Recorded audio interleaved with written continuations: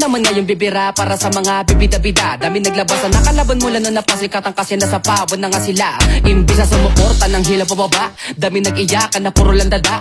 Mga binubobo na utak talangka at katawa-tawa na wala na po pala. Iniipit, pinipili sarili sa mga katarantaduhan, kaya na natili kayo sa baba. Hindi na dumepende pa sa buhay, kaya di na nagkakulay. Lilibing na lang sa hukay na di masaya. Masaya ka ba mang gago? Ngayon kaharap mo gago. Ngayon sino sa ating gago, mga bara ko ay klaro.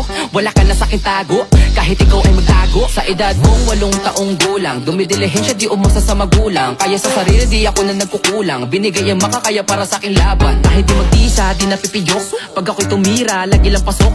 Lana sa aking bisa kahit walang manood. Ang mahalaga ang lakad ko ay lagi paturok. Pataas ang pataas at palalin ng mga bara. Kahit di mo nalagyan ng pumagat, sapagkat hindi na kita kailangan. Kaya ko na ang sarili kasi pangalan ko na may tumatakla na rin ako paki kung sino man ang mga gat. Sa akin kahit masaklap, di ka makakalasap. Kung usapang bida lang, hindi ka malulugi. Kaso nga doon pa lang ikaw ay laging bagsak.